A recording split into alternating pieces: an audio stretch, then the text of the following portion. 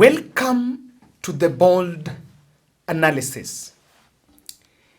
Is it a bolt out from broad-based administration or a move that then demanding more from the government?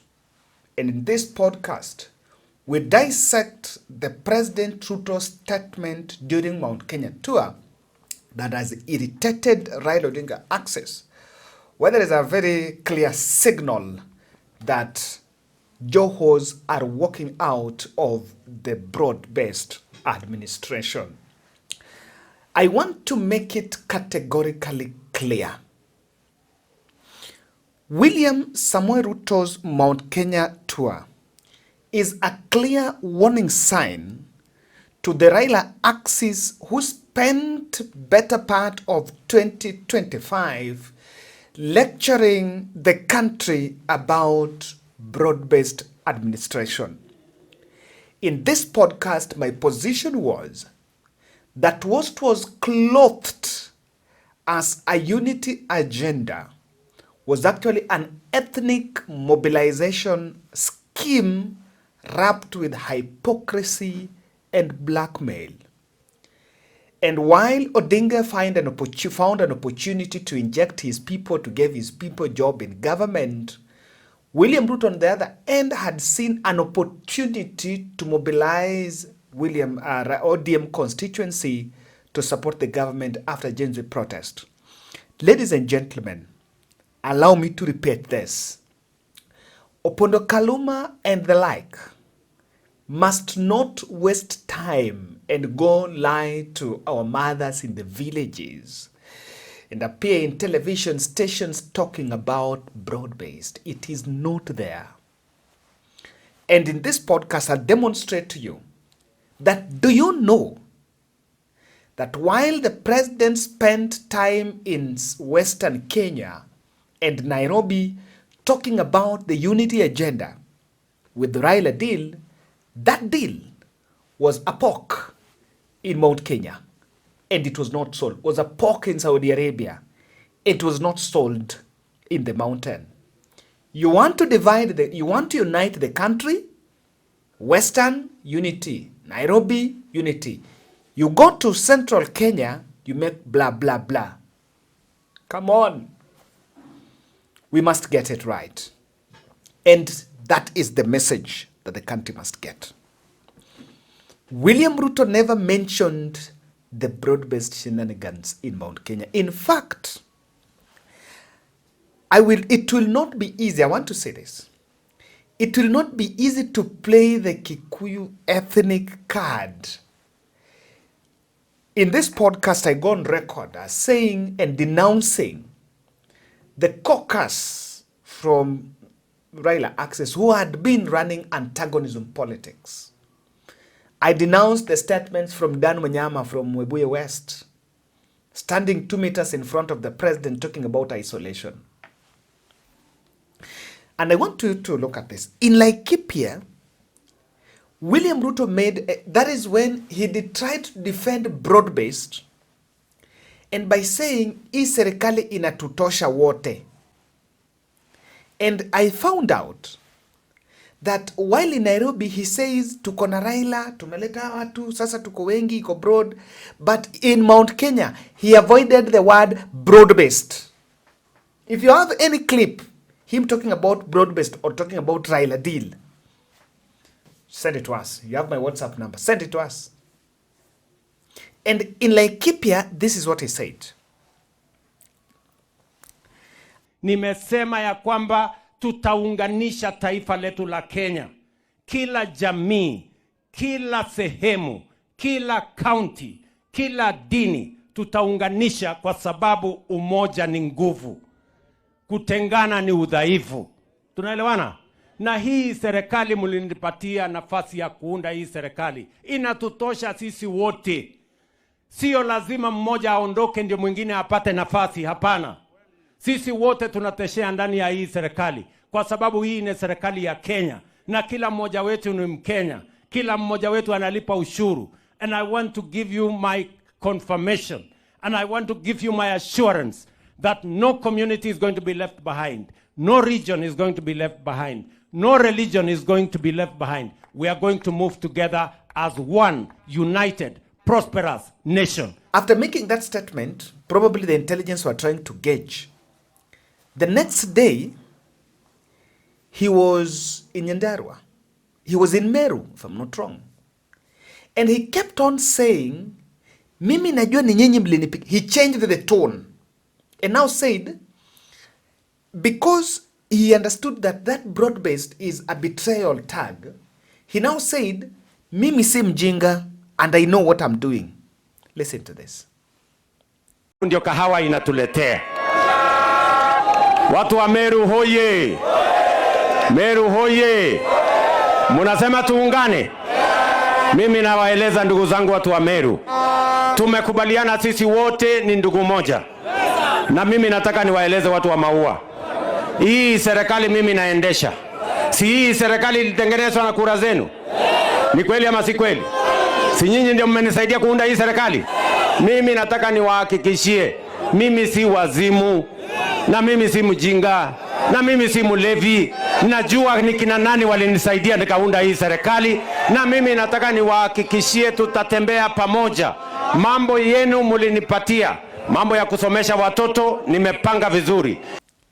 And that is why I'm saying, now that is how navigated, but he avoided marketing the broad-based administration. In fact, even Ruto allies never mentioned around it. Someone was, some little bad was telling me that during when he met the MPs warned him that he should not go there to market Raila, to talk about that Raila deal. Do you even realize there was a time he was in Laikipia when he was talking about the electricity. Wandayi, who is the energy CS, was present. But he, of course I understand PSS are the engine for the ministries, but he was addressing the PS. Mbugwa huyo anatoka hapa Mbugwa. You can remember how many times, no, PS Washira. You can remember how many times he mentioned the PS and never even acknowledged Wandayi. Now, I think Raila Odinga team realized what is going on. And they organized an event in Mombasa. This event in Mombasa, I have followed it keenly. And you saw the faces. It was attended by Joho, Raila, Sifuna, and Abdul Sharif Nasir, the governor. Raila Odinga, in a sustained narrative, taking Ruto on the projects and talking about a 2027 contest. Yes. Ni kuheshimu katiba. Shida tuliko nayo ya kwamba wengi serikali ya juu na hata bunge haheshimu katiba. Ndio sababu tuko na shida. Hapa kuna zile services ambazo zimekuwa zimegatuliwa. Pande elimu haijagatuliwa. Lakini matibabu imegatuliwa. Mambo ya miundo msingi imegatuliwa. Mambo ya ukilima imegatuliwa na kadhalika. Lakini pesa inabaki Nairobi. Sababu gani serikali ya Nairobi ije hapa kujenga soko Mombasa? Soko ya Mombasa nataka ijengwe na county government ya Mombasa. Lakini wameweka pesa kule, unapigia sasa makofi ati wanakuja kujenga nyinyi soko. Kwa sababu gani? Wange pesa hiyo ingekuja hapa kwa mkononi ya Bwana Abdul Samad hapa. Ajenge naye soko, sio? Mambo ya matibabu. Sasa wagonjwa wako na shida pale. Kwa sababu gani? Pesa ya matibabu bilioni 100 inabaki Nairobi, haiuji hapa chini mashinani.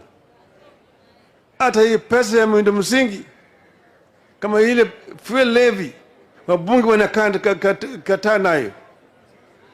Kwa sababu gani wabunge wawe na pesa ya kutengeneza barabara? Kazi ya wabunge ni kutengeneza sheria Nairobi, sio mambo ya kujenga barabara. lakini wamekataa kupeana pesa kwa serikali ya counties. Ndipo kuna shida.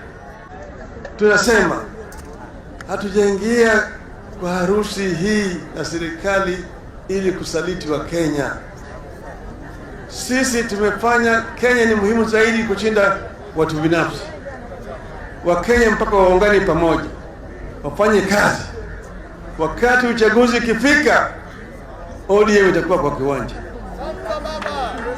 Sio ndio itakuwa kwa kiwanja. Sasa mkifanya uchaguzi wa chama, nataka iwe urafiki. Very much. To be brutally honest, Raila Odinga has flip-flopped in his politics until you can't see a stand. You just see changing goalposts here and there. And I know well that my good friend Jatuong Obondo will tell you that Raila has a price.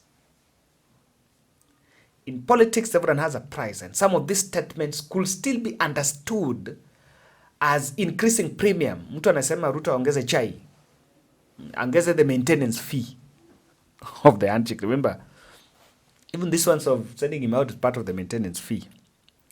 But then the statement is reading mischief.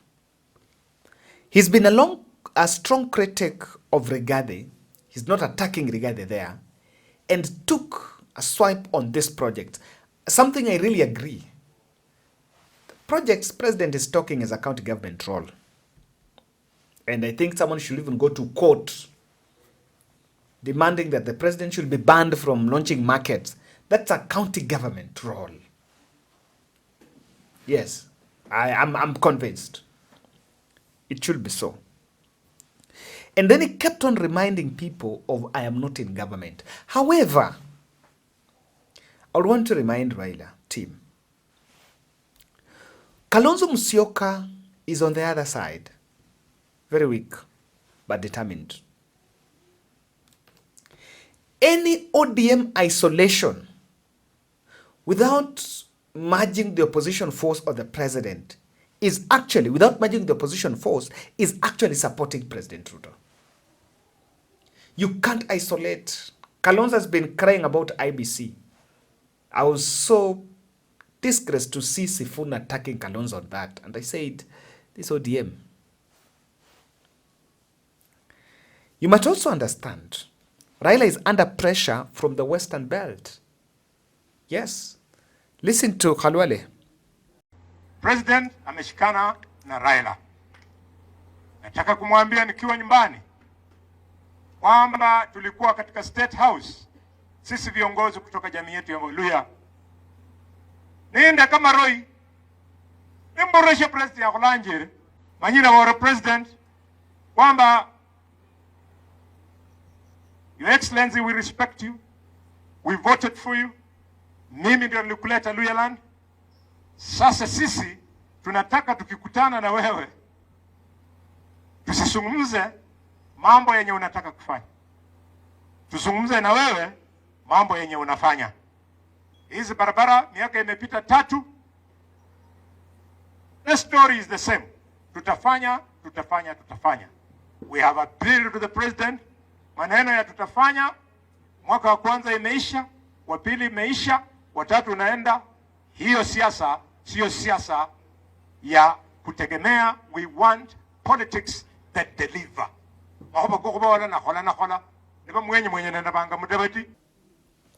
So after that, the other speaker was Joho. Joho is a government CS. Where does Joho's allegiance lie? It should be allegiance lies with the president. He spoke, and he was there, and the others spoke about all that, and he never also defended broad-based. And curiously, there was a point he was making about, there's a point he was making about being an ODM member, hata kama niko nje. but mimi bado ni ODM damu. And there is some message they were pushing. Listen to Joho. Kwa sababu mimi ni waziri, nikainua simu tu kwa county commissioner. County commissioner wachana na hizo nyumba na inakuwa namna hiyo. Si ni kweli hiyo? Si ni hivyo? Na Omar Mwinyi kule Changamwe anataka shamba ya rifa. Mimi nainua simu napigia Wandayi. Wandayi, patia shamba Omar Mwinyi kwa sababu mimi ni waziri wa serikali. Si namna hiyo? So nataka tutumie wakati huu tulioko hapo ndani tubadilishe maisha yetu, sivyo? Si namna hiyo? Tulete miradi kwa watu wetu, maendeleo kwa watu wetu, uwakilishaji kwa watu wetu, msemo kwa watu wetu. Si namna hiyo? Sauti zenu mpaka vile nini zisikike. Na mimi nataka niwahakikishie, sisi watu ambaye tulilelewa na Raila Amolo Odinga, there are certain principles tulifundishwa katika siasa ambaye haziwezi kututoka. Kuwe usiku kuwe mchana tutazikumbuka. Kwamba whatever we do, mwananchi kwanza. Sivyo? Whatever we do nini? Mwananchi kwanza. So mimi nataka niwahakikishie kwamba msitie wasiwasi, msitie tashwishi. Sisi tuko hapa kushughulikia mambo yenu. Na mimi nataka niwaambie, nimemsikia hapa Secretary General Junet Mohamed akizungumza mambo ya uchaguzi wa chama cha ODM. Mimi nataka niwaambie, Abdusamad anasema yeye nilimpisha kiti cha deputy party leader, lakini bado mimi ni veteran kwa hiyo chama. Bado mimi hapo. Wakifanya uamuzi, hata if I'm not in the room, bado nafanya uamuzi na wao. He's my deputy party leader, lakini bado niko hapo. Wakiamua, niko. Sifuna akiongea, niko. Odour akiongea, niko. Junet Mohamed niko. Kwa sababu chama iko ndani ya roho yangu. Si ndio? We founded the party kwa sababu ya msingi wa kupeleka taifa letu mbele. Na ndio maana nataka niwaambie, wakati munaenda kuchagua viongozi wa chama, tafadhali mkumbuke hii ni friendly match. Joho is a CS. Ruto has belittled what cabinet is, if you ask me. You'll see my friend Alice Wahome in the street, the president. The other day you will see Wandayi. The other day you will see Joho. Until you wonder what exactly it is. But the way Joho is presenting himself there, I see a situation where Raila cabinet axis are facing some serious discomfort. They're facing some serious discomfort. And that discomfort also likely comes from the fact that they're not guaranteed of those positions. Number two, Joho would be thinking of a senatorial seat. I've been getting that. And Raila is preparing the ground for divorce. When you listen to the likes of Joho, Raila is preparing a ground for divorce. But then the gist of this podcast was why President Ruto abandoned the broad-based pitch in Mount Kenya. That will be my gist in this podcast. Kindly subscribe and make sure you watch to the end. This will be an interesting part for you. And don't miss this part. The president understood that the Kindiki running mate factor is much entangled with the broad-based administration. In fact, let me say, Mzee, good friend Jadongo Bondo asked me, Kevin, weigh it this way. Would Ruto pick Kindiki as a running mate in 2027? And if yes, how would that affect ODM? Number two, would ODM produce the running mate? If yes, how will that augur with Mount Kenya? So there is a clear message that Raila Odinga and the team should not joyride and go to lie to our people in the villages, telling them about, oh, we are in government, I know what we are doing, I'm going to give you the running mate. The president should not lie to Wanga. If indeed the broad-based was to produce a different running mate, then it would have been sold in Mount Kenya. But the president is fearful. And that is why it was a mistake to destabilize his political script by impeaching Rigathi. I see people seeing Ruto reception and Ruto reception in Mount Kenya, and they say he's regained it. I find that narrow because the running mate discussion is going to be turned around for this country. The second reason why he left that debate is intelligence told him that Mount Kenya is reading betrayal in the Raila deal. Even me, I believe it was a betrayal on democracy and rule of law for ODM to join hands with President Ruto and impeach Rigathi on such flimsy grounds, and in fact ODM acting on instructions of the president. A party that was built on defending the oppressed. So the president knows very well. You tell about Raila, people know and people feel Raila is replacing Rigathi. The other issue is about broad-based agenda. Contrary to the pitch in Nairobi, it is never a national unity agenda. It is a tool for pacifying the ground after that acrimonious Rigathi ouster. The reason why broad-based issue was raised is because Rigathi is going with the people. And you will realize that ODM MPs have been the most vocal, told to attack Rigathi. Firstly, Rigathi Gachagua has been saying, Raila, come we work together, I make you president. So Rigathi have said, Raila is not a bad person. William Ruto will not want to give Raila entry in Mount Kenya. In fact, out of the box, Ruto knew that Mount Kenya was going to revolt by impeaching Rigathi.